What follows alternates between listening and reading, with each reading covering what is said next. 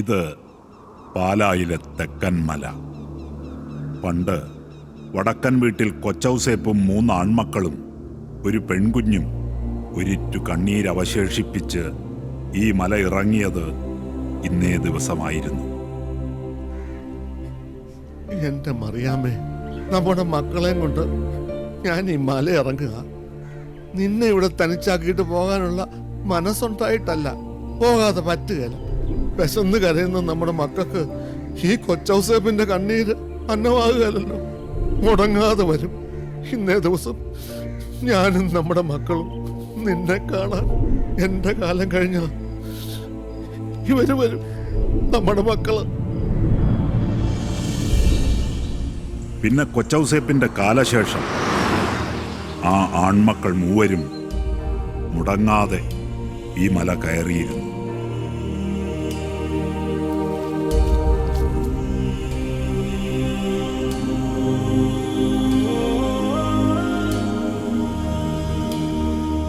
കൊച്ചൗസേപ്പിന്റെ കഠിനാധ്വാനവും കണ്ണീരും, പിന്നെ നിങ്ങളെ 3 ആൺമക്കളുടെ ഒത്തൊരുമയും പ്രയത്നവും, അതിൽ നിന്നുണ്ടായ സ്വത്തും സമ്പാദ്യവും സ്വന്തമാക്കാൻ നന്നായി സ്നേഹിച്ചു കഴിഞ്ഞാൽ നിങ്ങളുടെ മക്കള് അന്യോന്യം കലയിക്കുന്നു. അതും വടക്കം വീട്ടിൽ തറവാട്ടില്.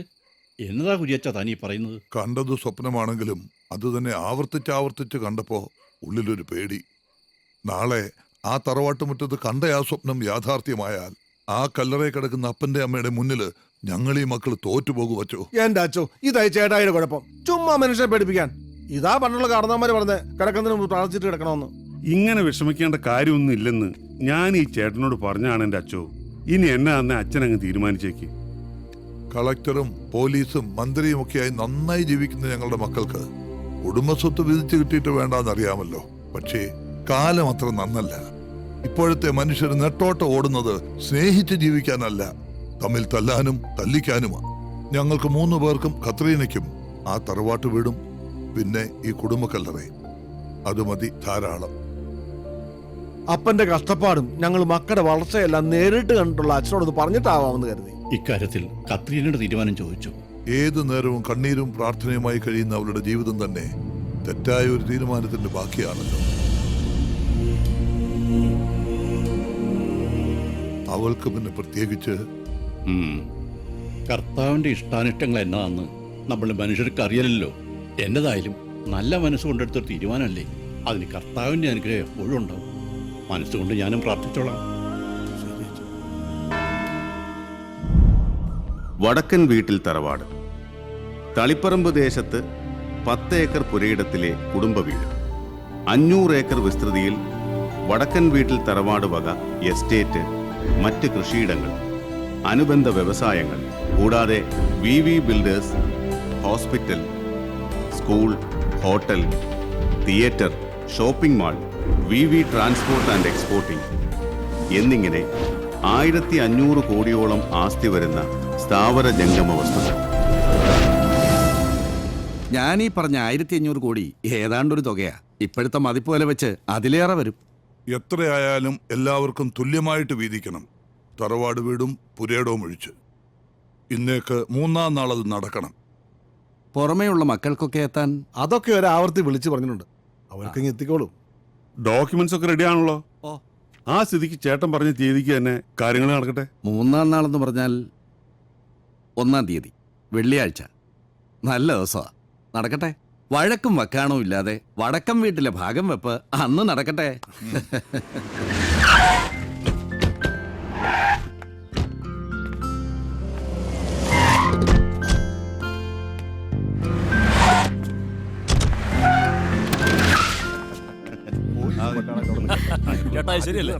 ഇതാണല്ലോ പ്രധാന കാര്യം. എന്തൊരു ഒത്തൊരുമ! ഇതാണ് മാതൃകാ കൂട്ടുകുടുംബം. ഇക്കാലത്തെ ന്യൂക്ലിയർ ഫാമിലികൾ ഈ കൂട്ടായ്മ കണ്ടു പഠിക്കട്ടെ.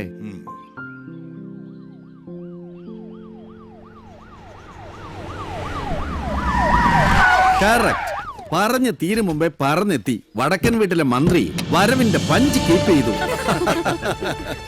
സാർ 11 മണിക്കാണ് പാലത്തിന്റെ ഉദ്ഘാടനം. 11 മണി കഴിഞ്ഞ പാല അപ്പാടെ ഇടിഞ്ഞു പൊളിഞ്ഞ് വീഴത്തൊന്നുമില്ലല്ലോ. പറയാൻ പറ്റില്ല സാറേ, നമ്മുടെ വകുപ്പാണ്. വകുപ്പ് കോപ്പ്. ഇടോ ഇതൊന്ന് കഴിഞ്ഞോട്ടെ, ഭാഗം വെപ്പാ. വാ. എല്ലാരും എത്തിയോ?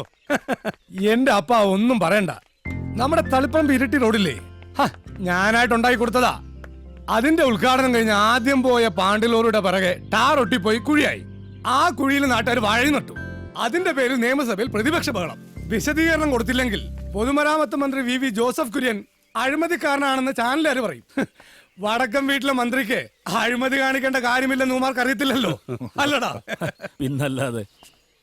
ആ, ഇനി വിശദീകരിച്ച് സമയം കളയണ്ട. വക്കീലേ, ഭാഗപത്രം വായന തുടങ്ങിക്കോ. വക്കീലേ, തുടങ്ങാൻ വരട്ടെ. എന്നതാ കാര്യം? അല്ല, അത് അവൻ എത്തിയിട്ടില്ല. ആര്? കൊച്ചുകുഞ്ഞ്.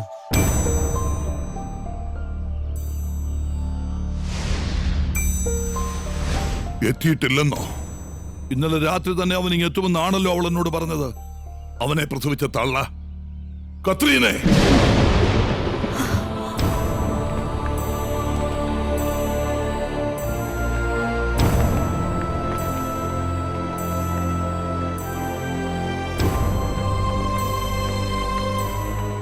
അവൻ എന്തിയെ? നിന്റെ സന്തതി ഇന്നലെ ഞാൻ വിളിച്ചപ്പോ എന്നോട് പറഞ്ഞത് ബാംഗ്ലൂരിൽ നിന്ന് വന്നോണ്ടിരിക്കുക, നേരം വെളുക്കുന്നതിന് മുൻപേ ഇങ്ങ് എത്തുന്ന. എന്നിട്ടെന്നാ അവന് മാത്രം ഇതുവരെ നേരം വിളിച്ചില്ലേ? അവൻ എത്തുകയല്ല, ഞാനതൊരു 1000 തവണ പറഞ്ഞതാ. മനുഷ്യനെ ഒരുമാതിരി കൊരം കളിപ്പിക്കുന്ന പണിയാ, അത്രേ ഉള്ളൂ. ഇതൊന്നും അല്ലെന്നേ, മൂക്കറ്റം കള്ളും പോന്തി ഏതവന്റെങ്കിലും പരിയമ്പുറത്ത് കയറി മൂടിപ്പോച്ച് കിടപ്പുണ്ടാവും. അപ്പ എന്നെ കൊണ്ടൊന്നും പറയിപ്പിക്കണ്ട. നിർത്ത്. എനിക്കിപ്പോ അറിയണം ആ താന്തോന്നി എവിടെ ഉണ്ടെന്ന്. എനിക്കിപ്പോ അറിയണം. തങ്കച്ച, വിളിക്കവനെ. വടക്കൻ വീട്ടിൽ കൊച്ചുകുഞ്ഞിനെ വിളിക്കാൻ. വടക്കൻ വീട്ടിൽ കൊച്ചുകുഞ്ഞ്, വടക്കൻ വീട്ടിൽ കൊച്ചുകുഞ്ഞ്, വടക്കൻ വീട്ടിൽ കൊച്ചുകുഞ്ഞ്.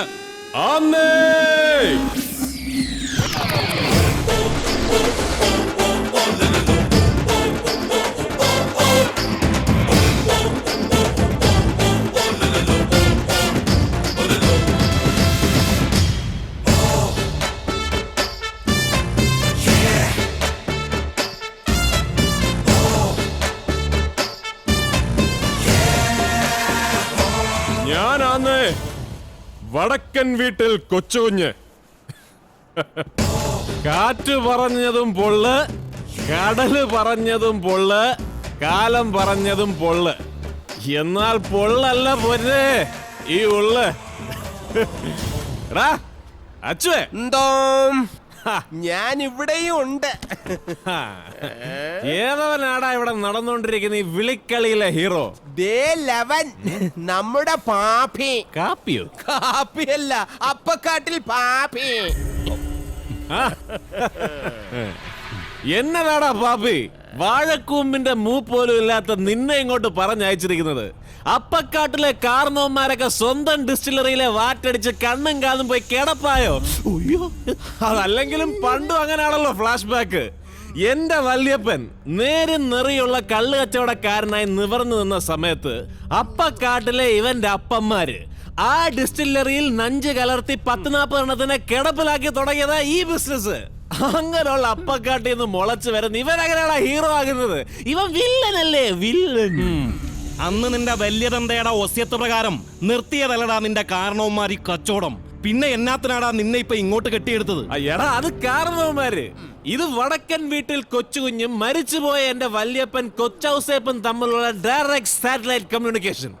എന്റെ സാറന്മാരെ പറഞ്ഞ നിങ്ങൾ വിശ്വസിക്കുകയല്ല. പക്ഷെ ഇന്ന് രാവിലെ ദൂരദർശനിലെ സുപ്രഭാതം പരിപാടിയിൽ വടക്കൻ വീട്ടിൽ കൊച്ചൗസേപ്പ് നേരിട്ട് പ്രത്യക്ഷപ്പെട്ട് പറയാണ്, മോനെ കൊച്ചുകുഞ്ഞ്, നീ റേഞ്ച് വിട്ടേക്കല്ലടാ, വിട്ടാ നിന്റെ വല്യപ്പൻ ഔട്ട് ഓഫ് റേഞ്ച് ആയി പോകും.